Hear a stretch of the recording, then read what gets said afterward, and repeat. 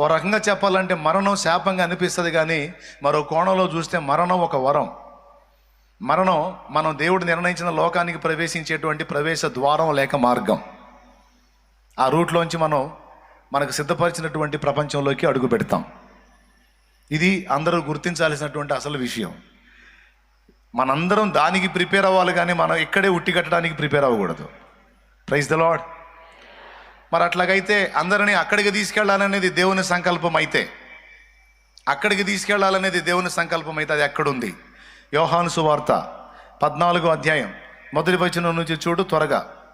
యోహాను సువార్త 14వ అధ్యాయం 1వ వచనం నుంచి. మీ హృదయములను కలవరపడనీయకుడి, దేవుని యందు విశ్వాసముంచుచున్నారు, నా యందును విశ్వాసముంచుడి. నా తండ్రి ఇంట అనేక నివాసములు కలవు. నా తండ్రి ఇంట అనేక నివాసాలు కలవు, లేని ఎడల మీతో చెప్పుదును. మీకు స్థలము సిద్ధపరచ వెళ్ళుచు మీకు స్థలము సిద్ధపరచ వెళ్ళుచున్నాను. నేను వెళ్ళి మీకు స్థలము సిద్ధపరచిన ఎడల నేనుండు స్థలములో మీరును ఉండులాగున మరలా వచ్చి నా యొద్ద నుంటకు మిమ్మల్ని తీసుకొని పోవుదు. అది అసలు ప్రణాళిక. నేనుండు స్థలములో మీరును ఉండులాగున నేను మరలా వచ్చి నా యొద్ద నుండుటకు మిమ్మల్ని తీసుకొని పోవుదును అన్న మాట మనం మర్చిపోకూడదు. మనల్ని మళ్ళా వస్తాడు, మనల్ని తీసుకొని పోతాడు అన్నది మన నిరీక్షణ, మన విశ్వాసం, మన ఎదురుచూపు. ఎంతమందికి ఇక్కడే ఉండి ఉట్టిగట్టాలని ఆశ ఉంది, లేదా అక్కడికి వెళ్ళాలని ఆశ ఉందండి? అక్కడికి వెళ్ళాలి, ఆయనతో యుగయుగాలు ఉండాలన్న ఆశ ఎంతమందికి ఉంది? దేవునికి స్తోత్రం. తప్పకుండా మనకు సమయం ఆసన్నమైనప్పుడు తప్పకుండా దేవుడు మనల్ని అక్కడికి కొంచెం పోతాడు, తీసుకొని పోతాడు. ఇంకా అది ఎంతో కాలం లేదు, తొందరలోనే ఉంది. ఆయన రాకడ రావచ్చు, లేదా మనకి పిలుపైన రావచ్చు. మందైతే పర్మనెంట్ ప్లేస్ ఇది కాదు. Praise the lord. గట్టిగా చెప్పండి. మంది పర్మనెంట్ ప్లేస్ అయితే ఇది కాదు, మంది అది. యేసు ప్రభు మాటల్లో కూడా మీరు విన్నారు, నేను నా యొద్ద ఎల్లప్పుడూ ఉండుటకే నేను వచ్చి మిమ్మల్ని తీసుకొని పోతాను అని అంటున్నాడంటే ఇక్కడ మనం పర్మనెంట్గా ఉండాలనేది ఆయన చిత్తం కాదు అనేది మనం గ్రహించాలి. ఇప్పటికే దాటి వెళ్ళిపోయిన వాళ్ళని మళ్ళీ బతికించు మొర్రో అనాల్సిన అవసరం లేదు. వాళ్ళు మనకంటే ఆనందకరమైన, విశ్రాంతికరమైన, సంతోషకరమైన, సంతృప్తికరమైన, మంచి కోలాహలం, పరసంబంధమైన విశ్రాంతి ఉన్న స్థలంలోకి వెళ్ళిపోయారు. ఇక వాళ్ళకి ఇప్పుడు బాధ, కన్నీరు, దుఃఖం, వేదన, ఏడుపు ఏమి లేవు. ఒక ఆనందమయమైన ప్రదేశంలోకి వెళ్ళారు. అక్కడ పోయిన వాళ్ళని కూడా రప్పించమంటది, లేపమంటారు. ప్రియులారా, తెలియదు వాళ్ళకి. దేవుడు పిలుపు వచ్చినప్పుడు, దేవుడు సమయం ఆసన్నమైనప్పుడు తన వారిని దేవుడు తీసుకుంటాడు. మనం దేవునికి అప్పజెప్పి ఊరుకోవటమే. కొంతమంది పాపం చనిపోయిన వ్యక్తుల దగ్గరికి నేను వెళ్ళినప్పుడు, అన్నా చాలేమన్నా వచ్చావా, లేపన్నా అంట. చనిపోయిన బిడ్డను లేపన్నా లేపన్నా లేపన్నా అంటారు. నేను లేపుదును, దేవుడు పర్మిషన్ ఇస్తే. కానీ నేను లేపుడు సెక్షన్ మొదలు పెట్టాను అనుకో, దేవుడు తన్నుడు సెక్షన్ మొదలు పెడతాడు. ఎవడు చెప్పాడు నీకు ఈ పని అని? దేవునికి స్తోత్రం. అద్భుతాలు ఎందుకు జరిగినాయి? మరి చనిపోయిన వారిని కూడా లేపారు. ఎందుకు అంటే కొన్ని కారణాలను బట్టి దేవుడు వాటిని జరిగించాడు. వాటిలో మొట్టమొదటి కారణం, తానెవరో వాళ్ళకి అర్థం కావాలి, తానేం చెబుతున్నాడో వారికి అర్థం కావాలి. అంతేకాదు, వారు మారు మనస్సు పొందాలి. ప్రకటించబడుతున్నటువంటి సువార్త దైవికమైనది, అధికారమైనది. సాక్షాత్తు దేవుడే దీన్ని ప్రకటింపజేస్తున్నాడనే సంకేతం అందరికి అర్థం కావడానికి దేవుడు ఏం చేశాడంటే సువార్త ప్రకటనకు అద్భుతాలు, సూచక్రియలు, మహత్కార్యాలను జోడించాడు. సత్యం ప్రకటించబడతా ఉంటుంది. ఇది సత్యమని ప్రజలు నమ్మునట్లు కొన్ని కార్యాలు, సూచక్రియలను మామూలుగా అయితే నమ్మరుగా. మనోళ్ళు మామూలుగా నమ్మరుగా. వాళ్ళకి అద్భుతాలు కావాలి, రుజువులు కావాలి. కాబట్టి ప్రకటింపబడుతున్నది దైవ వాక్యమే, దేవుని సత్యమే అనే సంకేతం అందరికి అర్థం కావడానికి కొన్ని అద్భుతాలు, సూచక్రియలు, మహత్కార్యాలను దేవుడు వాడుకొని ఆయా ప్రదేశాల్లో తన వాక్కుని ప్రకటింప సెలవిచ్చాడు. అందుకే భక్తులు సువార్త ప్రకటిస్తూ రేరుగా కొన్ని అద్భుత కార్యాలను జరిగించడం కూడా మనం చూస్తాం. వాళ్ళు ప్రార్థించినప్పుడు లేదా వారు పలికినప్పుడు కొన్ని కార్యాలు జరగటం అనేది అద్భుతాలుగా మనం గుర్తిస్తాం. ఎందుకోసం అంటే, ఇదిగో ఇతడు దేవుని చేత ఎంపిక చేయబడ్డాడు, ఎంపిక చేయబడినటువంటి వారు వీరు ప్రకటిస్తున్న సత్యాన్ని మీరు గుర్తించండి అనడానికి, కొన్నిసార్లు వాక్యాన్ని కూడా స్థిరపరచడానికి దేవుడు అద్భుతాలు వాడుకున్నట్టు మార్కు సువార్త చివరి అధ్యాయము చివరి వచనం సాక్ష్యం ఇస్తుంది. ప్రకటింపబడుతున్నటువంటి వాక్కు మీదికి ప్రజల మనస్సు వెళ్ళునట్లు, వాక్యం వారి అంతరంగాల్లో స్థిరపరచబడినట్లు దేవుడు అద్భుతాలు వాడుకున్నాడు.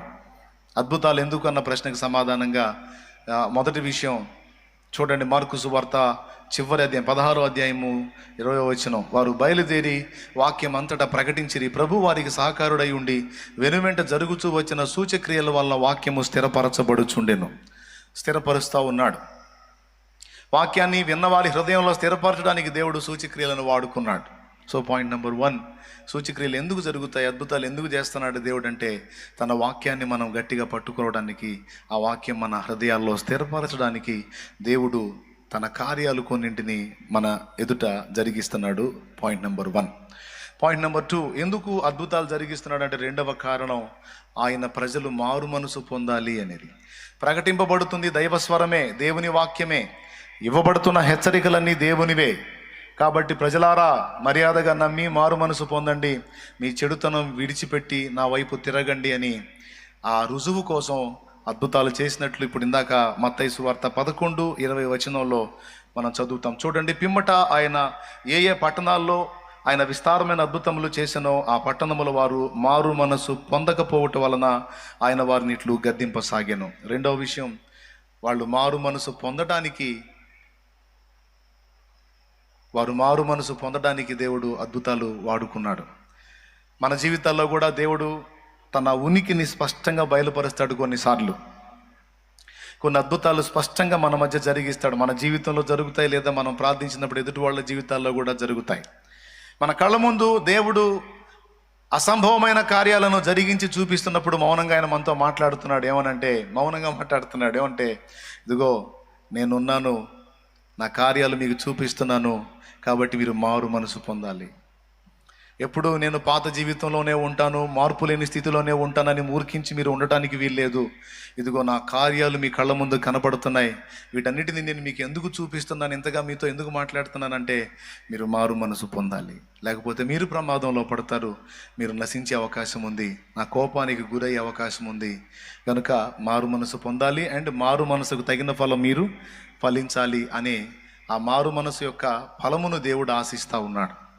కొంతమంది ఇప్పుడు ఇక్కడ చెప్పినటువంటి వ్యక్తులు ఏ ఏ పట్టణాల్లో అద్భుతాలు చూశారో, ప్రభు అద్భుతాలు చేశాడు, ఆ పట్టణాల వాళ్ళు అద్భుతాలను ఎంజాయ్ చేశారు, కానీ అద్భుతాలు జరిగినప్పుడు ఆ కాసేపు దేవుణ్ణి మయంపరిచారు, కానీ వాళ్ళు తమ కఠిన హృదయాలను విడిచిపెట్టి మారు మనసు పొంది దేవుని వైపు తిరగలేదు. ఎందుకోసం ఏం ఆశించి వాళ్ళ ఎదుట అద్భుతాలు చేశాడో ఆ కార్యం వాళ్ళ నుండి జరగలేదు. అద్భుతాలు చూసి ఆనందించారు, ఆ కాసేపు దేవుణ్ణి మయంపరిచారు, కానీ వాళ్ళ పాత రోత స్థితిలోనే వాళ్ళు ఉండిపోయారు. వాళ్ళు మారు మనసు పొందడానికి ఇష్టపడలేదు. దాన్ని బట్టి ప్రభు బాధపడి వాళ్ళని గద్దించాడు అని రాసుంది అక్కడ. సో రెండవది, అద్భుతాలు ఎందుకు అంటే మారు మనసు మనం పొందడానికి మనకు ఒక సూచనగా దేవుడు అద్భుతాలని వినియోగిస్తాడు. నీ జీవితంలో దేవుడు స్పష్టమైన అద్భుతాలు జరిగిస్తున్నాడంటే దాని అర్థం ఏమిటో తెలుసా? ఇదిగో నేనున్నాను, నా మాటలు సత్యం, నువ్వు మర్యాదగా మారు మనసు పొంది నా వైపు తిరుగు, నీ జీవితాన్ని దిద్దుకో అనే సూచనగా ఆయన కార్యాలు జరిగిస్తాడు. మొదటిది ఎందుకు? వాక్యాన్ని స్థిరపరచడానికి. రెండవది ఎందుకు? మనం మారు మనసు పొందడానికి. మూడవది, ఆయన కనికరాన్ని బట్టి కూడా అద్భుతాలు జరిగిస్తాడు. నాయను అనేటువంటి ప్రాంతంలో విధవరాలి కొడుకు చనిపోయాడు, శవాన్ని తీసుకొని వస్తున్నారు, ఆమె ఘోరంగా ఏడుస్తూ ఉంది. ఆయనకి కనికరం వచ్చింది ఆమె మీద. సో ఆ కనికరాన్ని బట్టి వెళ్ళి పాడిని ముట్టి చచ్చినోడిని బ్రతికించి ఆమె కుమారుణ్ణి ఆమెకి ఇచ్చాడు. దీన్ని బట్టి అక్కడున్న ప్రజలు తానెవరో తెలుసుకోవాలి. రెండవది, చనిపోయిన ఆమె కన్నీరు తుడిచి ఆమెకు కనికరాన్ని బట్టి అద్భుతం చేశాడు. అద్భుతం ఎందుకు చేస్తాడు దేవుడు అంటే కనికరాన్ని బట్టి కూడా కొన్నిసార్లు దేవుడు అద్భుతం చేస్తాడు. ఇది మూడవ విషయం. మొదటిది ఎందుకు చేస్తాడు చెప్పండి? వాక్యాన్ని స్థిరపరచడానికి. మామూలుగా చెబితే వాక్యం వినరు అనుకోండి, ఒక అద్భుత కార్యం చూశారు అనుకో, సచ్చినట్టు విధేయత చూపుతారు. అసిస్సి వాస్యగు ఫ్రాన్సిస్ అనేటువంటి దైవజనుడు సువార్త ప్రకటిస్తూ ఉంటే ఎవడు వింటలేదట. ఒక నదీ తీరాన చాలామంది ప్రజలు ఉన్నారు, వాళ్ళకి అయ్యా మీకు రక్షకుడి గురించి చెబుతాను, సృష్టికర్త గురించి చెబుతాను రండి అని పిలిస్తే ఎవరు దగ్గరికి రాలేదట. వాళ్ళని చాలా మొత్తుకొని పిలిచాడు, ఎవరు దగ్గరికి రాలేదు. విసిగి పుట్టింది. వెళ్ళాడు, ఆ నది దగ్గరికి వెళ్ళి సహోదరా చేపలారా రండి, మీ సృష్టికర్త గురించి మీకు చెబుతాను రండి అన్నాడట. అంతే, కుప్పలు తెప్పలుగా చేపలన్నీ కూడా కుప్పల తెప్పలుగా వచ్చి ఒకదాని మీద ఒకటి ఎగసెగసి పడుతూ ఆయన మాట్లాడినంతసేపు అవి వింటా ఉన్నాయట. ఆ మాట్లాడుతున్నంతసేపు ఆయన పిలిచిన పిలుపు జనం విన్నారు. ఇదేంద్రా చేపలను పిలుస్తున్నాడని చూస్తే చేపలన్నీ వచ్చినాయి. మాట్లాడుతూ ఉన్నాడు, చితలాడుతా చేపలు వింటున్నాయి ఆయన మాటలన్నీ. తర్వాత ముగించి ఇంకా బయలుదేరని అన్నప్పుడు చేపలన్నీ వెళ్ళిపోయినాయి. ఈ తంతు చూశారు, బిత్తరపోయారు. ఆయన అసిసి వాసికు ఫ్రాన్సిస్ అంటే దైవజనుడు. ఆ చేపలు వెళ్ళిపోయిన తర్వాత సస్తాబద్దుతో వచ్చారు, అయ్యా నువ్వెవరో సామాన్యుడు కానట్టుందే అని ముందు చెబితే విన్నారా? దేవునికి స్తోత్రం కలుగును గాక. హల్లెలూయా. ఓ ప్రాంతానికి వెళ్తాడు, ఆ ప్రాంతంలో ఆయన ఎవరు చేర్చుకోరు. పాప వాళ్ళలో ఒకళ్ళకన్నా దేవుని గురించి చెబుదామని ఆశపడతాడు, ఎవరో చేర్చుకోరు. ఆ దినమంతా తిరుగుతాడు. సాయంత్రం వేళ అయ్యేసరికి అందరూ తలుపులు వేసుకుంటారు, ఒకళ్ళు కూడా ఆయనకి ఆశ్రయం ఇవ్వరు. సాయంత్రానికి అందరూ తలుపులు వేసుకుంటారు, ఎందుకంటే ఆ ఊర్లో తోడేలు వస్తుంది. అది మనుష్య రక్తానికి అలవాటు పడిన తోడేలు. సహజంగా తోడేళ్ళు గొర్రెలను జంతువులను వేటాడతాయి, కానీ ఈ తోడేలు మాత్రం మనుష్య రక్తానికి అలవాటు పడింది. సాయంత్రం వేళల్లో, రాత్రి వేళల్లో అది అటాక్ చేసి మనుషుల్ని, దొరికిన వాళ్ళని చంపేస్తూ ఉంది. అందుకని దానికి భయపడి వాళ్ళు డోర్స్ క్లోజ్ చేస్తారు. మీకు ఇంట్రెస్ట్ ఉంటే అసిసియాగు ఫ్రాన్సిస్ లైఫ్ స్టోరీ, జీవిత చరిత్ర మన స్టాల్లో ఉంటుంది, మీరు తీసుకొని చదవచ్చు. నేను చెప్పిన సంగతులు అందులో ఉంటాయి. అంటే అద్భుతాలని దేవుడు ఎందుకు వాడుకుంటాడు అంటే, జనాలు మామూలుగా మాటినరు కదా. కొన్ని చోట్ల కొన్ని కార్యాలు జరిగినప్పుడు జనాలకి కొంచెం బుర్ర తిరిగేటువంటి పరిస్థితి ఉంటుంది అన్నమాట. అప్పుడు లైన్లోకి వస్తారు. ఆయన ఒక్కడే పాపం వీధిలో ఉంటాడు. కొంతమంది కిటికీల్లోంచి చూస్తూ ఉంటారు, ఇతను అయిపోతాడు ఈరోజు అని. ఎందుకంటే తోడేలు అటాక్ చేసేది. అందరూ గమనిస్తూ ఉంటారు, ఇళ్లలోంచి కిటికీలలోంచి చూస్తూ ఉంటారు. నిజంగా అనుకున్నట్టే తోడేలు వచ్చిద్ది, ఆయన మీద అటాక్ చేయడానికి దగ్గరకు వచ్చిద్ది. అప్పుడు ఆయన గద్దిస్తాడు, దాన్ని తోడేల్ని గద్దిస్తాడండి. ఆగో, దేవుడు నీకు నియమించింది ఏంది, నువ్వు చేస్తుంది ఏంది, నమ్మశక్యంగానివి కానీ నిజంగా జరిగినాయి. అదిగో, దేవుడు నీకు చెప్పింది ఏంది, నువ్వు చేస్తుంది ఏంది, ఆగక్కడ అన్నప్పుడు అది మహారౌద్రంతో వచ్చేది. కాస్త ఆయన గద్దించినప్పుడు అది ఆగిపోయి మోకాళ్ళ మీద కూర్చుంటుంది. ఇళ్లలో కిటికీలలో నుంచి చూస్తూ ఉంటారు. మనుష్య రక్తానికి ఎందుకు అలవాటు పడ్డా, మనుషుల్ని ఎందుకు దాడి చేసి చంపుతున్నావు, అది నీకు దేవుడిని సెలవైందా, దేవుడు నీకు అలా ఇచ్చాడా, నీకు వేరే ఆహారాన్ని దేవుడు సిద్ధపరిచి ఉండగా నువ్వు మనుషుల ప్రాణాలను ఎందుకు తీస్తున్నావు అని గద్దించినప్పుడు అది గడగడలాడితే అక్కడే కూర్చుంటుంది. అలా కూర్చున్న తర్వాత దానికి చెప్తాడనమాట, రోజు ఫలానా టయానికి నీవురా వాళ్ళ ఆహారం పెడతారు, తిను, వెళ్ళిపో. ఒక కుక్కకి ఆహారం పెట్టినప్పుడు అది తిని వెళ్ళిపోయినట్టుగా ఇక నుంచి అది తినాలి, అది వెళ్ళాలి, అది ఆజ్ఞ, అది చేసి పోయి వెళ్ళిపో అంటాడు. ఆయన గద్దించినప్పుడు అది వెళ్ళిపోతుంది. అది వెళ్ళటం వీళ్ళు కళ్ళారా చూస్తారు. అది గడగడలాడుతా మోకాళ్ళ మీద ఉండి అతని మాటలు వినడం చూస్తారు. ప్రియులారా, ఇది నమ్మశక్యంగా ఉందా మీకు? కానీ ఇలాంటి జరిగిన బైబిల్లో కూడా సాక్ష్యం ఇస్తుంది. ఏలియా, నీవు కెరీతు వాగు దగ్గర నేను నీకు చూపించే స్థలంలో దాగి ఉండు, నేను కాకోలములకు సెలవిచ్చాను, అవి నీకు ఆహారాన్ని తీసుకొస్తాయి అంటే, కాకులు తీసుకొచ్చి ఆహారము ఏలియాకి ఇచ్చినట్టు బైబిల్లో రాస్తుంది తెలుసా? దేవుడు కాకులతో మాట్లాడాడు.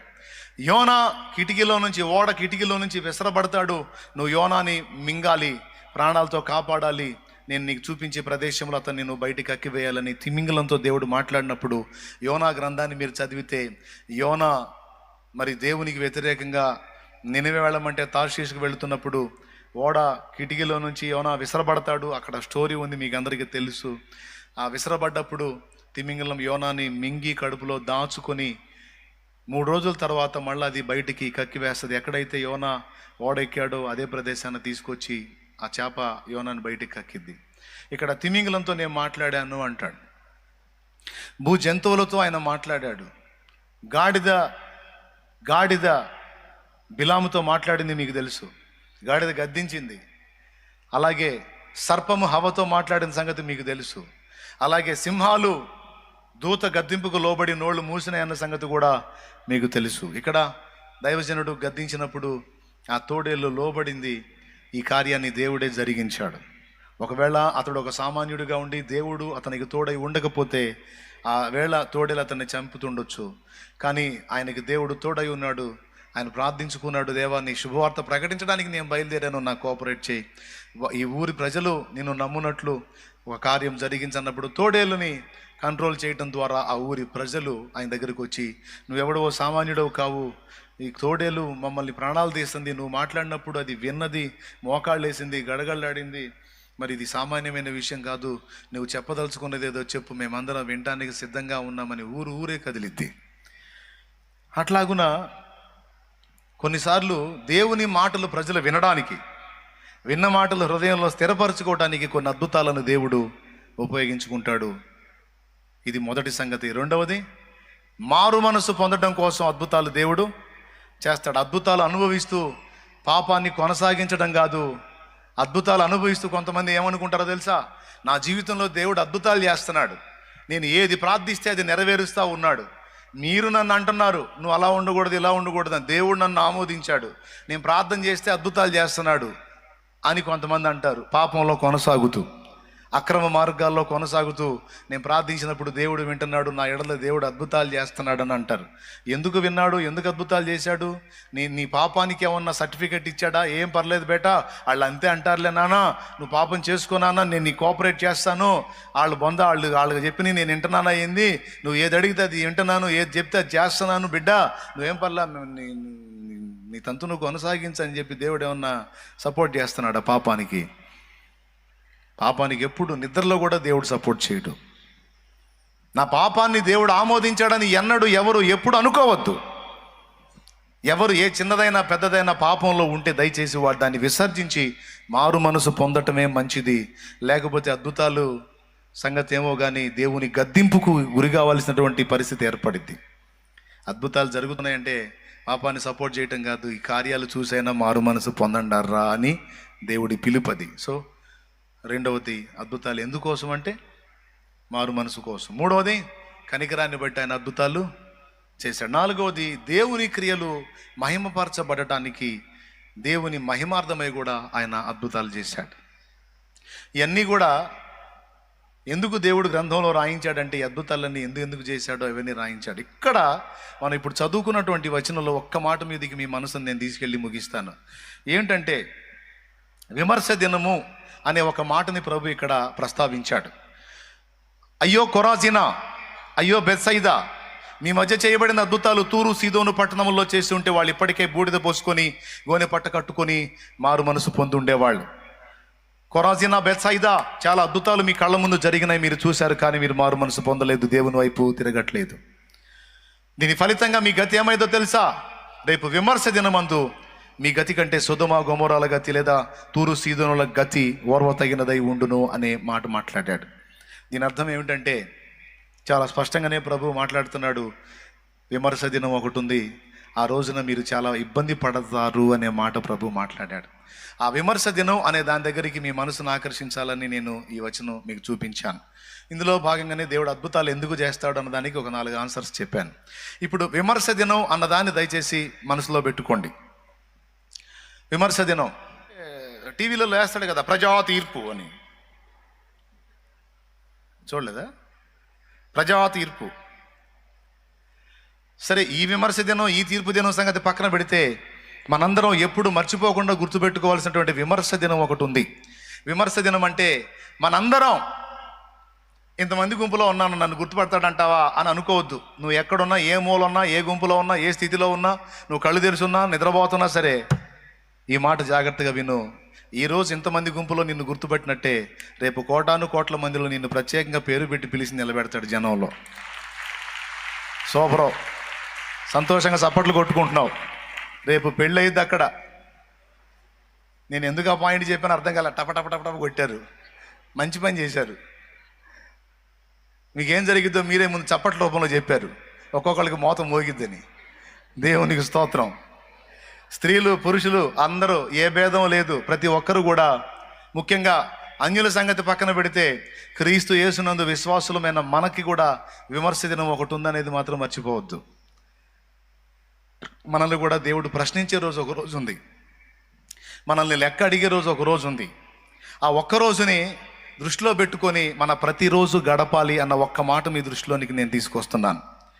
ఒక రోజు ఉంది, ఆ ఒక్క రోజును దృష్టిలో పెట్టుకొని మన ప్రతిరోజు మనం గడపాలి. ఏ రోజు ఆ రోజు అంటే విమర్శ దినం. ఆ ఒక్క రోజుని దృష్టిలో పెట్టుకొని ఒక భర్త భార్య దగ్గర జీవించాలి, భార్య దగ్గర భర్త జీవించాలి, తల్లిదండ్రుల దగ్గర పిల్లలు బతకాలి, పిల్లల విషయంలో తల్లిదండ్రులు జీవించాలి, సమాజంలో ప్రజల ముందు ఆ దినాన్ని దృష్టిలో పెట్టుకొనే మనం బతకాలి. చాలామంది అదొక రోజు ఉంది అన్న విషయాన్ని మర్చిపోయి బతుకుతున్నారు. అదొక రోజు ఉంది అన్న సంగతి మర్చిపోయి బతుకుతున్నారు కాబట్టే విచ్చలవిడిగా వాళ్ళు ఇష్టం వచ్చినట్టు వాళ్ళు బతికేస్తూ ఉన్నారు. ప్రజెంట్ టైం నీకు ఇచ్చాడు, ఇది నీ సమయం. ఈ సమయంలో నువ్వు క్రియలు చేస్తూ ఉంటావు, దేవుడు మౌనంగా చూస్తూ ఉంటాడు, నిన్ను గదిలిచ్చడు. ఎప్పుడన్నా గద్దిస్తే, చెబితే, కోప్పడితే ఇలా వాక్య రూపంలో తన దాసుల ద్వారా నిన్ను సరిచేయటానికి గద్దించి, హెచ్చరించి, వార్నింగ్ ఇచ్చి నిన్ను బ్యాలెన్స్ చేయడానికి ట్రై చేస్తాడు. ఈ కూటమి అయిపోయి నువ్వు బయటికి పోయిన తర్వాత నీ ఇష్టం వచ్చినట్టు నువ్వు చేయొచ్చు, దేవుడు మౌనం. లేదా ఈ కూటమి విడిచి కూడా నువ్వు వెళ్ళొచ్చు, దేవుడు మౌనం, నీ ఇష్టం అని. కానీ ప్రతి గంట, ప్రతి నిమిషం, ప్రతిరోజు, ప్రతి పూట ఆ విమర్శ దినాన్ని దృష్టిలో పెట్టుకొని సత్క్రైస్తవుడు బ్రతకాలి. ఆ రోజున దేవుడు ప్రతి ఒక్కరిని కూడా తీర్పు తీర్చేటువంటి రోజు. ఈ భూమి మీద నీకు ఇచ్చినటువంటి ఆయుష్కాలంలో నువ్వు జీవించిన జీవితంలో నీ ప్రతి క్రియ లెక్కగట్టబడుతుంది. నీ మాటలు, చేష్టలు, నడతలు సమస్తం బైబిల్ గ్రంథంలో మన మాటలు కూడా దేవుడు లెక్క రాసుకుంటున్నాడు అన్న సంగతి గ్రంథంలో రచింపబడి ఉన్నది, రాయబడి ఉన్నది. మత్తయి సువార్త 12:36 మలాకీ గ్రంథము, ఈ రెండు కూడా రాయబడి ఉన్నాయి. మత్తయి సువార్త 12:36 ఒకసారి తీసి చూసుకోండి. నేను మీతో చెప్పునదేమనగా, మనుషులు పలుకు వ్యర్థమైన ప్రతి మాటను గూర్చి విమర్శ దినమున లెక్క చెప్పవలసి ఉండును. చూసారా, విమర్శ దినం అనే మాట ఉంది. ఆ విమర్శ దినంలో లెక్క అడుగుతాడట. ఆ లెక్క అడిగేటప్పుడు పనికి మాలిన మాటల్ని బట్టి కూడా లెక్క అడుగుతాడట. మనం అనుకుంటాం సహజంగా, మనం మాట్లాడుతున్న మాటలు ఎవరు వింటున్నారులే, మనం చాటును చెప్పుకుంటున్నాం, మనం ఏదో మాట్లాడుతున్న అవతల వాడికి కీడుకరంగా మన మాటలు ఎవరు పట్టించుకుంటున్నారులే అని మనం అనుకుంటాం. కానీ దేవుని గ్రంథం చెప్తుంది, దేవుని గ్రంథంలో రచింపబడి ఉంది పరిశుద్ధాత్మ ప్రేరణతో, విమర్శ దినం రోజున నీవు మాట్లాడే ప్రతి మాట వలన కూడా లెక్క చెప్పాల్సి ఉంటుంది అని దేవుడు రాయించి పెట్టాడు. అంటే వ్యర్థమైన ప్రతి మాటను గురించి, పనికిమాలిన మాటలను గురించి, నిందా ప్రచారాలను గురించి, అన్యాయముగా అబద్ధముగా పలికేటువంటి మాటలను గురించి, విశ్వాసి సాటి విశ్వాసి మీద పలికే మాటలు, విశ్వాసులు సేవకుడి మీద పలికే మాటలు, సేవకుడు విశ్వాసుల మీద పలికే మాటలు, ప్రతి మాటని గురించి విమర్శ దినం దృష్టిలో పెట్టుకొని మాట్లాడాలి. లెక్క ఉంది. దేవునికి స్తోత్రం కలుగును గాక. ఏ దినం ఉంది? విమర్శ దినం ఉంది. ఓకే, ఇది మాటల విషయం ఒక్కటే కాదు, చేష్టల విషయంలో కూడా వర్తిస్తుంది. కొంతమంది దేవుణ్ణి ఎరిగినటువంటి వ్యక్తులే పక్షపాత ధోరణితో వ్యవహరిస్తూ ఉంటారు. ఒక కంట్లో బెల్లం, ఒక కంట్లో సున్నం అన్నట్టు ప్రవర్తిస్తూ ఉంటారు. ఆ పక్షపాత ధోరణితో మనం జీవించినటువంటి సంవత్సరాల జీవితం అంతా కూడా లెక్కగట్టబడిద్ది. కొంతమందిని, మనకిష్టమైన వాళ్ళని ఒక రకంగా, మనకిష్టం లేని వాళ్ళని ఒక రకంగా మనం ట్రీట్ చేస్తాం, వాళ్ళతో ప్రవర్తిస్తాం.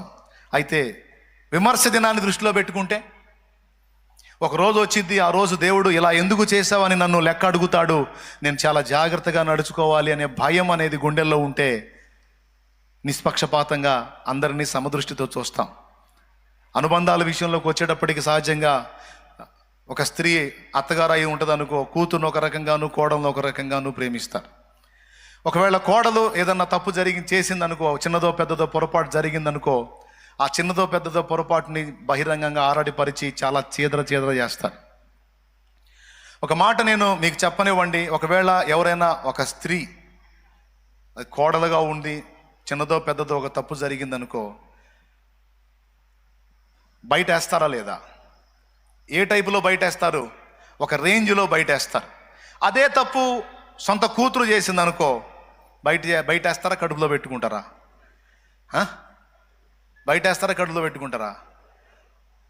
సమాజంలో ఎవరైనా ఏమమ్మా నీ కూతురు ఇలా చేసింది అంటారనుకో,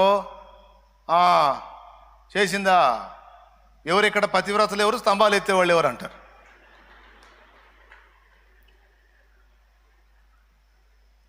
కూతుర్నంటే, తన కూతుర్నంటే. అదే మరో తల్లి కన్న బిడ్డ అయి ఉందనుకో, క్షమించరు.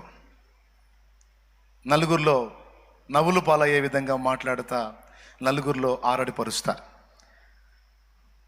నేను ఒక మాట చెప్తాను, ఆమె కూడా ఒక తల్లి కన్న బిడ్డే కదా. ఇంకా చెప్పాలంటే తన ఇంటిని వదిలిపెట్టింది ఇంటికి వచ్చింది. ఏమని వచ్చింది? అత్తవి కాదు నువ్వు అమ్మవే అని, మామయ్య కాదు కన్న తండ్రి అన్నట్టుగా మీ పంచన చేరింది. తన ఇల్లు వదులుకుంది, తన వాకిలు వదులుకుంది, తన స్వజనంలో వదులుకుంది. మీరే తన సొంతమని తన ఇంటి పేరు కూడా మార్చుకొని ఆఖరికి నీ ఇంటి పేరే తన ఇంటి పేరు చేసుకుంది. నీ కూతురు వేరే ఇంటికి పోయి ఆ ఇంటి పేరు తన ఇంటి పేరు చేసుకుంది. కానీ నీ కోడలు నీ ఇంటికి వచ్చి నీ ఇంటి పేరును తన ఇంటి పేరు చేసుకుంది. న్యాయంగా మాట్లాడాలంటే ఎక్కువ ప్రేమ ఇక్కడే దక్కాలి. కానీ ఏం చేద్దాం, మానవ నైజం.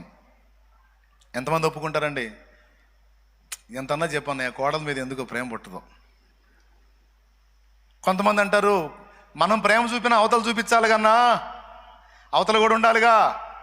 నేను చెబుతున్నాను, ప్రేమను పుట్టిస్తుంది, ప్రేమను మొలిపిస్తుంది. గోధుమ గింజ నాటితే గోధుమ చెట్టు వచ్చింది, మామిడి గింజ నాటితే వేప గింజ నాటితే. కొంతమంది అంటారు అవతల వాళ్ళు కూడా ప్రేమిస్తే మనం కూడా ప్రేమించవచ్చు అని. ఓకే, ప్రేమించలేదు, నువ్వు ప్రేమించు, తప్పకుండా అవతల వాళ్ళలో కూడా ప్రేమ పుడుతుంది. అందుకు తిరుగులేదు. ప్రేమను పుట్టిస్తుంది. కొంచెం నిదానం కావచ్చు, కొంచెం ఆలస్యం కావచ్చు, కానీ ప్రేమ తప్పకుండా ప్రేమను మొలిపిస్తుంది. దేవునికి మహిమ. నీ సొంత అనుబంధాల విషయంలో కావచ్చు, కుటుంబంలోని వ్యవహారాల విషయంలో కావచ్చు, విమర్శ దినాన్ని దృష్టిలో పెట్టుకొని ప్రతి క్రైస్తవుడు బ్రతకాలి. ఒక రోజు ఉంది, ఆ రోజున దేవుడు నన్ను లెక్క అడుగుతాడు. ఇలా ఎందుకు మాట్లాడావు, ఇలా ఎందుకు ప్రవర్తించావు, ఇది నీకు న్యాయం అనిపించిందా, ఇలా చేయడానికి సిగ్గు అనిపించలేదా, ఇలా తీర్పు తీర్చడానికి నీకు బాధ అనిపించలేదా, ఇలా ప్రవర్తించడానికి నీకు అభ్యంతరం అనిపించలేదా అని దేవుడు రేపటి రోజున నిలదీస్తే, ఒకవేళ అవమానంగా మాట్లాడితే అవమానం శాశ్వతమైంది. Praise the lord. సో మాటల విషయంలో, ఎదుటి వాళ్ళ విషయంలో, ప్రవర్తించే విషయంలో, ఇతరుల మీద మనం ప్రచారం చేసేటువంటి నిందా ప్రచారాల విషయంలో కూడా గుండెల్లో భయము ఉండాలి. విమర్శ దినాన్ని దృష్టిలో పెట్టుకోవాలి. నాకైతే భయం అండి, ఒకళ్ళ మీద ఒక నిందా ప్రచారం వచ్చినప్పుడు. నేను కొంతమందిని చూశానండి, సేవకుల్లోనే చూశాను. అరే వీళ్ళు రేపు దేవుని ముందు సిగ్గుతో తల దించుకుంటారు కదా, రేపు ఏం సమాధానం చెప్తారు వీళ్ళు అని చాలా బాధపడ్డాను. నా మీద కొంతమంది కొన్ని దుర్మార్గపు మాటలు కల్పించి వ్యాఖ్యలు చేసి ఆ వ్యాఖ్యలను యూట్యూబ్లో అప్లోడ్ చేస్తే, కొంతమంది పాస్టర్స్ మళ్ళీ నేను కనపడ్డప్పుడు నవ్వుతారు, ప్రైజ్ లార్డ్ చెబుతారు, వందనాలు చెబుతారు. సేవకులు ఇతరులకు వాటిని పంపిణీ చేశారండి. అది నిజమా అబద్ధమా అనేది వీడు తెలుసుకోవాలి కదా, సహోదరుడు తెలుసుకోవాలి కదా. అది వాస్తవంగా జరిగిందా, జరగకపోతే అది ఒక నిందా ప్రచారం అయితే, నిందను ప్రచారం చేసే కుక్కల జాబితాలో నేను కూడా కుక్కలా చేరతాను కదా. ఇందులో వాస్తవం ఎంత అవాస్తవం ఎంత? అయ్యో రేపు దేవుని లెక్క ఒకటి ఉంది కదా, విమర్శ దినం ఒకటి ఉంది కదా. ఒకవేళ దైవజనుడి మీద అబద్ధం పుట్టిస్తే నేను అబద్ధాన్ని ప్రచారం చేసినోడు అవుతాను కదా అని గుండెల్లో వీసుమంతు కూడా భయం లేకుండా, ఫలానోడి మీద ఇలా ఒక విమర్శ వచ్చింది అంటే చాలా సంతోషంగా దాన్ని చూడటం, అనేక మందికి దాన్ని షేర్ చేయటం, ఆ పాపంలో నేను కూడా వాటాదారుణ్ణి అన్నట్లుగా ఈ పట్టణంలో ఉన్నోళ్లే కావచ్చు, బయట ప్రాంతాల్లో ఉన్నోళ్లే కావచ్చు, ఎంత సందడిగా తిప్పలు పడ్డారంటే ఈ దెబ్బతో షాలేం రాజు అనేవాడు అవుట్ అని సంబరపడిపోయారు. ఆశ్చర్యం చెప్పనా, దేవుడు నా పరిచర్యను ఇంకా రెట్టింపుగా ఆశీర్వదించి నన్ను వాడుకోవటం ఎక్కువ చేశాడు. ఇప్పుడు నేను చెయ్యలేనంత పరిచర్య దేవుడు నాకు ఇచ్చాడు, నేను అలిసిపోయేంత సేవ నాకు ఇచ్చాడు. అబ్బో ఇక నా వల్ల కాదురో బాబోయ్ అన్నంతగా అలిసిపోయేంత సేవ నా చేతికి ఇచ్చి దేవుడు ఆయన పనిని జరిగిస్తూ ఉన్నాడు. కానీ నా పతనాన్ని ఆశించి ఒక అబద్ధంగా నా మీద వచ్చినటువంటి ప్రచారాల్ని 10 మందికి వ్యాపింపజేసిన వాళ్ళు చూసావా, ఈగలు తోలుకుంటూ కూర్చున్నారు. చెరపకురా, ఎవడు గుంట తీస్తే వాడే.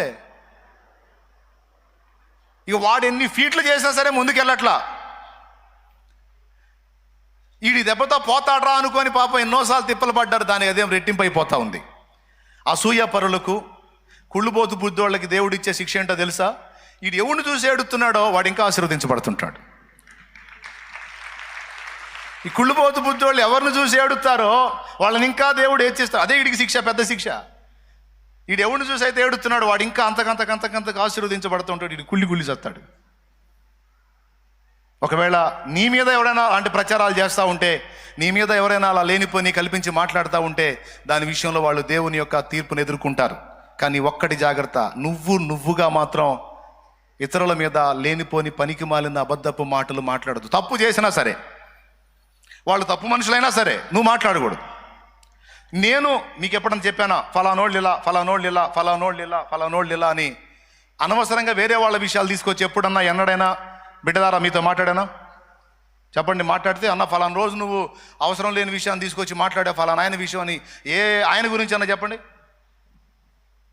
షాలేము రాజు నోటి నుంచి అవి రావు. అనవసరంగా లోకుల యొక్క వ్యవహారాలు పందారం చేయడానికి నాకు అంత ఖాళీ ఎక్కడ తెచ్చింది? దేవునికి స్తోత్రం. వాళ్ళ పాపాలు వీళ్ళ పాపాలన్నీ ఎంచుకొని ఆయనట్టా ఈయనట్టా అని వాళ్ళ వీళ్ళ లోకులే పంచుకునే అంత ఖాళీ నాకెక్కడుందండి? నాకే కొంచెం ఖాళీ దొరికిన ఏకాంతానికి పోవటమో, బైబిల్ ముందేసుకోవటమో, ఏదో సేవాపరంగా పరిగెత్తటమో, ఇంకా కొత్త ప్రణాళికలు రచించుకోవటమో, ఆ పాట రాసుకోవటమో, వాక్యం రాసుకోవడం, ఏదో నా తిప్పలు నేను చేసుకుంటూ ఉంటా. ఎదుటి వాళ్ళని గురించి ప్రచారాలు చేసి పందేరాలు చేసే అంత ఖాళీ నాకు లేదు. ఒకవేళ అలాంటి అవకాశం దేవుడు నాకు అనుమతించి నన్ను పరీక్షించిన పొరపాటును కూడా నేను ఇతరుల ప్రస్తావనలో నేను తీసుకొని రాను. వాళ్ళ పర్సనల్ నాకు ఎందుకండి? ఎవరు లెక్క వాడిది, ఎవరు తీర్పు వాళ్ళది. కానీ కొంతమంది అట్లా కాదు. విశ్వాసులు కొంతమందికి అలాంటి మనసు ఉండదు. కానీ మీ అందరికీ, మీరు నా బిడ్డలు, నన్ను ప్రేమించి నా ప్రభువు నాకు అప్పగెప్పినటువంటి ఆత్మలు మీరందరూ. సో నన్ను పోలు నడుచుకుంటారని మీకు ఈ హెచ్చరికలు చేస్తూ ఉన్నాను. మీ దగ్గర వంకర టెంకర తత్వాలు నేను చూసి ఇష్టపడను. అందుకే మీ అందరికీ చెప్తున్నాను, జాగ్రత్త. మనందరికీ విమర్శ దినం ఒకటి. మనందరం దేవుని ముందు ఇలా నిలబడి లెక్క ఆయన అడుగుతున్నప్పుడు లెక్క చెప్పేటువంటి రోజు ఒక రోజు ఉంది కనుక ఫస్ట్ ఏం పాయింట్ చెప్పాను? మారు మనసు పొంది జీవించాల్సిన విషయంలో మనం జాగ్రత్తగా ఉండాలి. ఎందుకంటే విమర్శ దినం ఉంది. మన నోటి మాటల విషయంలో మనం జాగ్రత్తగా ఉండాలి. ఎందుకంటే విమర్శ దినం ఉంది. మూడవది, మన బంధాలు అనుబంధాల విషయంలో మనం జాగ్రత్తగా ఉండాలి. ఎందుకంటే విమర్శ దినం ఉంది. నీ భార్యను నువ్వు పోషించాలి కష్టపడి, అది నీకు దేవుడిచ్చిన బాధ్యత. అలాగే కష్టపడి నిన్ను పోషించే నీ భర్తకు నువ్వు నమ్మకంగా ఉండాలి, అది నీ బాధ్యత. మీరు కన్న పిల్లల్ని వాళ్ళకి రెక్క వచ్చిందాకా మీరు వాళ్ళని ఆదరించాలి, వాళ్ళ బాధ్యతలు నెరవేర్చాలి, ఇది మీ బాధ్యత. మీకు జన్మనిచ్చిన తల్లిదండ్రులు మీకోసం ఎంతో శ్రమపడి మీ విషయంలో ప్రయాసపడ్డారు కనుక వాళ్ళ రుణం తీరునట్లు వారికి మీ వంతు ప్రేమ మీరు చూపి వారి ముదిమి యందు వారిని నిర్లక్ష్యం చేయకుండా మీరు చూసుకోవాలి. పిల్లలారా, ఇది మీ బాధ్యత. ఎందుకంటే వీటన్నిటి విషయంలో విమర్శ దినమందు లెక్క అడుగుతాడు దేవుడు. గుర్తుపెట్టుకోవాలి, ఎప్పుడు ఏ రోజుకు ఆ రోజు దేవుడి తీర్పు సింహాసనాన్ని కళ్ళ ముందు పెట్టుకొని బతకాలి. దేవుని న్యాయపీఠాన్ని కళ్ళ ముందు పెట్టుకొని బతకాలి. విమర్శ దినాన్ని గుండెల్లో పెట్టుకొని బతకాలి.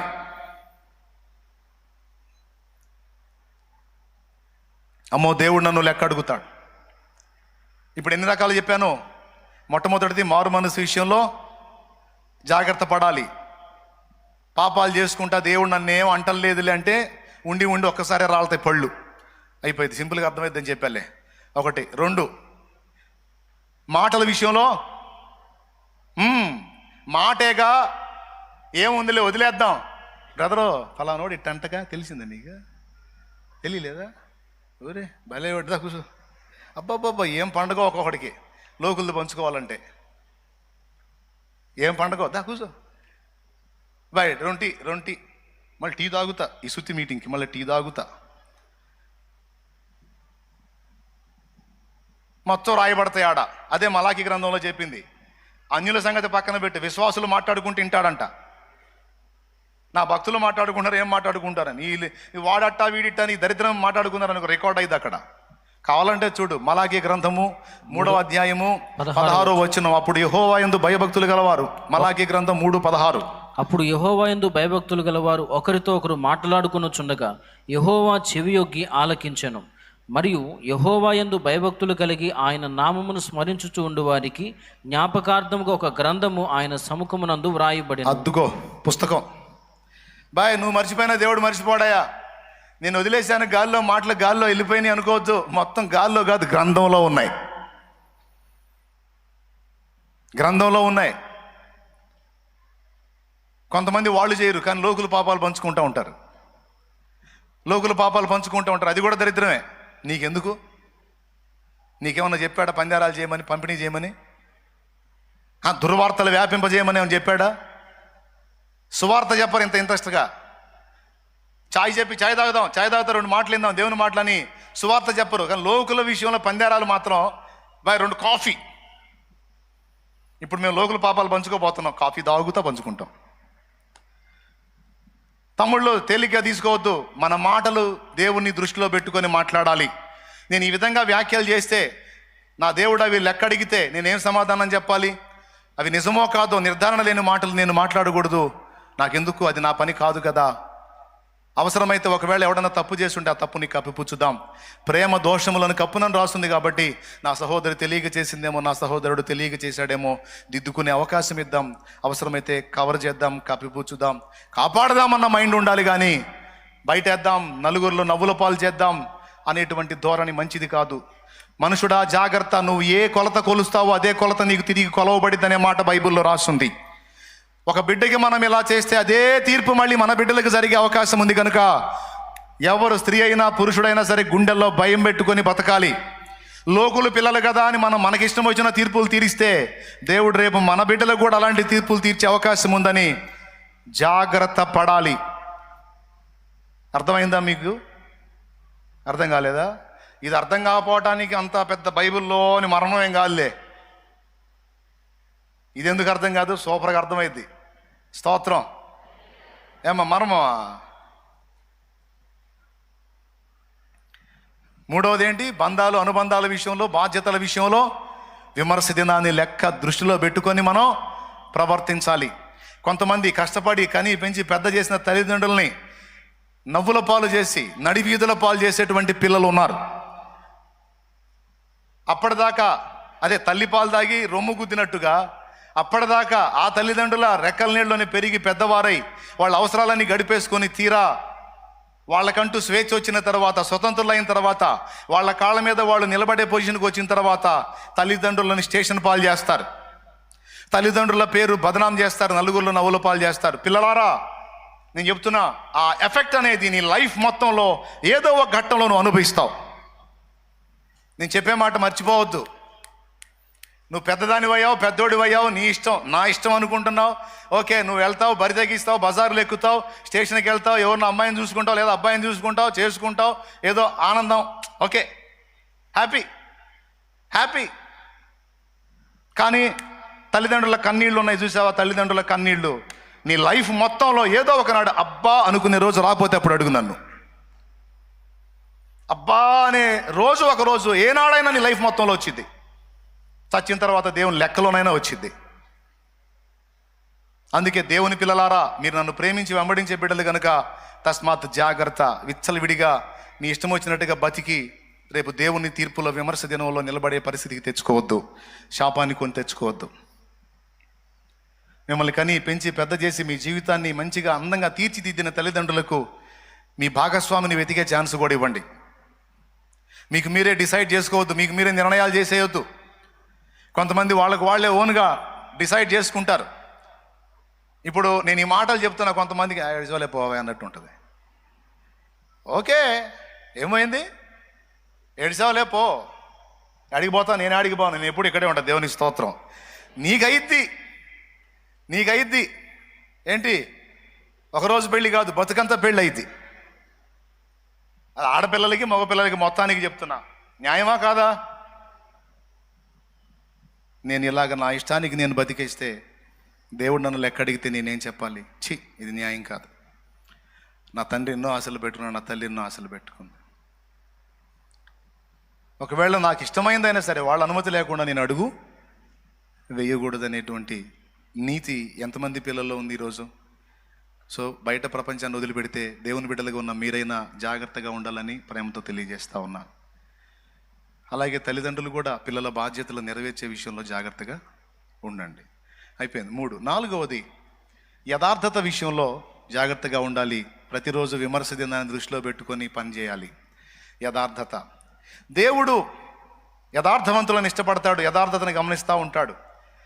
కొంతమందిని నేను గమనిస్తూ ఉంటాను. ఇప్పుడు నువ్వు ఒక దగ్గర పనికి వెళ్ళావు, పని చేస్తున్నావు.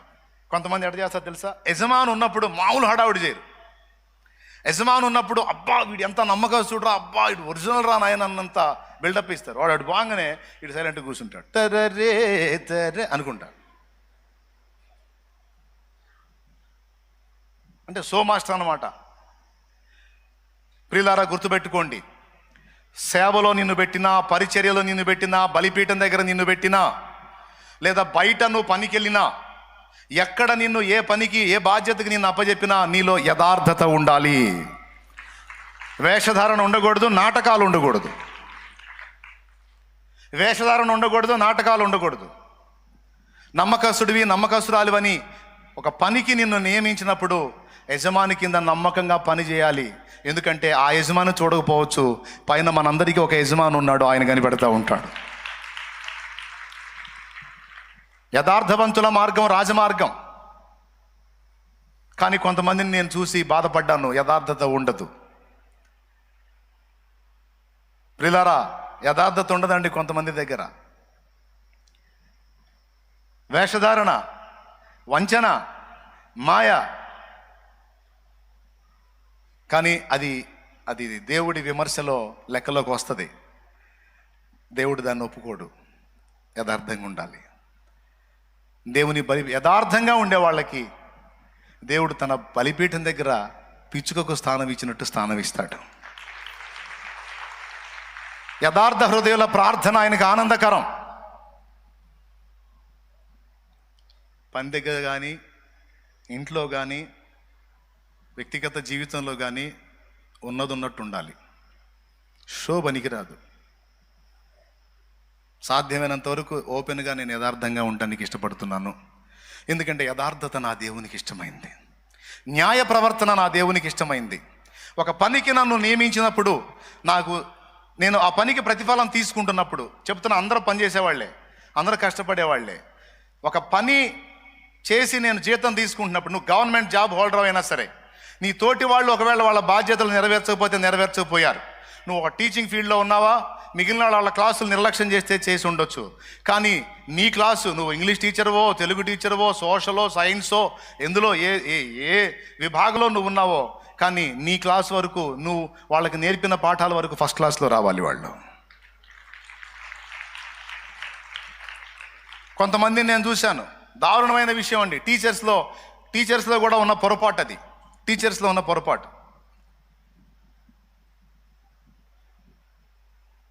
10వ తరగతి వాడు చదువుతున్నాడు. 10వ తరగతి చదువుతున్నాడు వాడు. నా పేరు రాయరంటే వాడు తెలుగులో రాయాలా, ఇంగ్లీష్లో రాయాలా?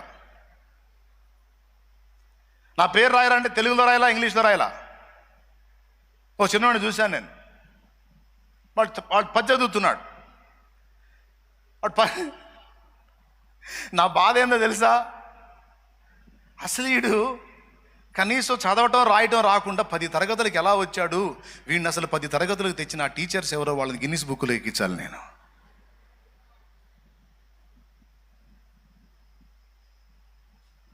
నాకు తెలిసి వాడు ఎన్ని లంచాలు పెట్టుంటాడండి పక్కన వాళ్ళు వాడికి ఎగ్జామ్లో చూపించడానికి. వాడు ఎంతమంది కాళ్ళు పట్టుకుని ఉంటాడు, తోటి స్టూడెంట్స్ కాళ్ళు. ఎందుకు? వాడికి ఏం రాదు, ఎగ్జామ్ రాయాలి. పక్కనోడు లంచాలు ఇచ్చి కాపీలు అందుకొని మొత్తం మీద వాడు 10కి చేరాడు. 10కి చేరాడైతే కానీ వాడికి ఏం తెలియదు. కానీ ఇన్ని తరగతులలో ఎంతోమంది టీచర్స్ దగ్గర వాడు మారుంటాడు, కానీ ఒక్కళ్ళు కూడా వాడిని పట్టించుకోవాలి. ఏం పట్టించుకుంటావు సార్, పోయామా, చెప్పామా, వచ్చామా అని. నేను చెబుతున్నా, కనీసం నువ్వు చేసేటువంటి పనికి ప్రభుత్వం దగ్గర పైసలు తీసుకుంటున్నావు, లేకపోతే ప్రైవేట్గానే చెప్తున్నావు అనుకో, ప్రైవేట్ టీచర్ అనుకో, పైసలు తీసుకున్నప్పుడు గుండెల్లో ఒక భయం ఉండాలి. కనీసం నేను చేసేటువంటి ఫీల్డ్కి నేను న్యాయం చేయాలి అని. పిల్లలకు నేను న్యాయం చేయాలి. వాళ్ళలో విద్య రానటువంటి వాళ్ళకి నేను జాగ్రత్తగా నేర్పాలని. పనిచేసే కార్మికుడు అయితే నేను ఇంత జీతం తీసుకుంటున్నాను, ఇంత డబ్బు తీసుకుంటున్న దాన్ని తగ్గట్టుగా నేను చాకరీ చేసి అక్కడ చూపించాలి. అట్లా నువ్వు ఏ ఫీల్డ్ అయినా సరే విమర్శ దినం ఒకటి ఉంది. కొన్నిసార్లు కొన్ని విమర్శలు భూమి మీద ఎదుర్కొంటాం మనం, కొన్ని తీర్పులు భూమి మీద ఎదుర్కొంటాం, కొన్ని మనం చేసిన బుద్ధి తక్కువ పనులకు భూమి మీదే శిక్ష అనుభవిస్తాం. రేపు చచ్చిన తర్వాత కూడా అక్కడ కూడా దేవుని లెక్కలోకి వస్తాం. అందుకే చెబుతున్నాను, యథార్థంగా ఉండాలి. ఇది మీకు కామన్ పాయింట్ అనిపించవచ్చు, మామూలే కదా అనిపించవచ్చు, కానీ దేవుని వాక్యం చెబుతుంది యథార్థ హృదయుల ప్రార్థన ఆయనకు ఆనందకరము అని రాస్తుంది. దేవుని దగ్గరకు వచ్చినప్పుడు నీ నీతి నియమాల గురించి మాట్లాడొద్దు. దేవా నేను బలహీనుడను, ఇదిగో నేను ఇలా ఉన్నానని చెబుతూ రావాలి దేవుని ముందుకి. క్లాసుగా, నైస్గా, పీస్గా హల్లెలూయా స్తోత్రం లార్డ్, హల్లెలూయా ఓ గ్లోరీ లార్డ్ అనుకుంటాను వచ్చేదో అఫీషియల్గా 4 ముక్కలు మాట్లాడితే దేవుడు ఏదో ఒళ్ళు వంగిపోయి ఆహా ఓహోహో అనుకోడు. సోదాబు ఏంది నీ సంగతి చెప్పు అంటాడు. అప్పుడు దేవుని ముందుకు వచ్చినప్పుడు ఎలా రావాలి నువ్వు? దేవా నేను ఇలాగా బలహీనుడనై ఉన్నాను, నీ ప్రేమను ఆధారం చేసుకుని ఎన్నోసార్లు బరి తెగించి అడుగులు వేయబోయాను ప్రభా, ఇదిగో నేను యథార్థంగా ఒప్పుకుంటున్నాను, నేను నీ ఎదుట వంకర టింకరగా ఉన్నాను, దయచేసి నన్ను క్షమించు, నీ రక్తంతో నన్ను కడుగని యథార్థ హృదయంతో దేవుని ముందుకు రావాలి. నైస్ పీస్గా కాదు, యథార్థ హృదయంతో ఉన్నట్టు దేవుని ముందు చెప్పుకుంటూ దేవుని దగ్గరికి రావాలి. అంతేకాదు యథార్థవంతుల త్రోవ రాజమార్గం అన్నాడు, యథార్థవంతుల ప్రార్థన ఆనందకరం అన్నాడు, యథార్థవంతులకు చీకటిలో వెలుగు పుట్టునన్నాడు, యథార్థవంతుల గృహము వర్ధిల్లుతుందన్నాడు. యథార్థతను దేవుడు చాలా ఇష్టపడతాడు ప్రియులారా. నిన్ను నమ్మి ఒక పనికి అప్పచెప్పినప్పుడు, ఒక పనికి అది చర్చిలో పరిచర్య అయినా కావచ్చు, బయట పనైనా కావచ్చు, ఎక్కడైనా కావచ్చు, నిన్ను నమ్మి ఒక పనికి అప్పచెప్పినప్పుడు నయవంచన, మోసం ఉండకూడదు. కొంతమందిని గమనిస్తూ ఉంటాను, వాళ్ళకి ఏదైనా అవసరమైతే అడిగి తీసుకుంటారు, కొంతమంది అట్లా కాదు, సోషలైజింగ్గా తీసుకొని వెళ్ళిపోతారు. అది యథార్థత కాదు, అది యథార్థత కాదు. యథార్థత ఏంటంటే నీకు కావాలా అడిగి తీసుకో. కొంతమంది వస్తారు, అయ్యా నాకు ఇంట్లో జరగట్లేదయ్యా, సరే రైస్ ఇస్తాడు. దారుణం ఏంటంటే ఇక్కడ ఇది దాటిన తర్వాత నమ్మేస్తారండి అట్ని. ఎన్నిసార్లు బకరాయానో నేను, ఎన్నిసార్లు బకరాయానో. అయ్యా ఇల్లు అస్సలు జరగట్లేదు అయ్యా, ఇంట్లో అస్సలు లేవయ్యా అనుకుంటూ వస్తారు. అబ్బాయి వాళ్ళకి రైస్ ఇచ్చి పంపించండి. ఆ రైస్ మూట గేటు దాటితేనే కొట్లు ఉన్నాయి, ఏదో కొట్లో ఇచ్చి డబ్బులు తీసుకుని వెళ్ళిపోతారు. ఈ గొడవ ఎందుకు? ఇంట్లో జరగట్లేదు, అన్నానికి లేదని రైస్ అడిగి మళ్ళీ అక్కడ ఒక వ్యాపారం చేయకపోతే, నాకు ఇంట్లో ఇది అవసరం ఉందా అని డబ్బే అడుగు.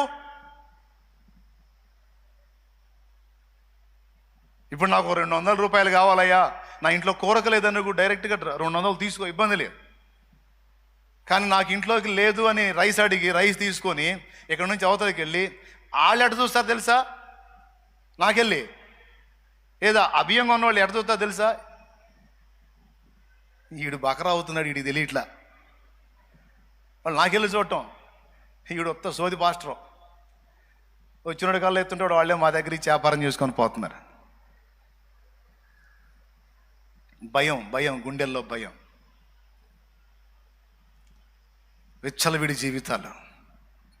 దేవుని మందిరమా, దేవుని సన్నిధాన భయం కూడా లేకుండా విచ్చలవిడిగా జీవించేటువంటి బ్రతుకులు కొన్ని. ఏమండి, చెప్పుకుంటా పోతే చాలా వస్తాయిలే, పెద్ద అంశం. కానీ మన సమస్త ప్రవర్తన యందు విమర్శ దినాన్ని గుర్తుపెట్టుకొని మనం బతకాలి,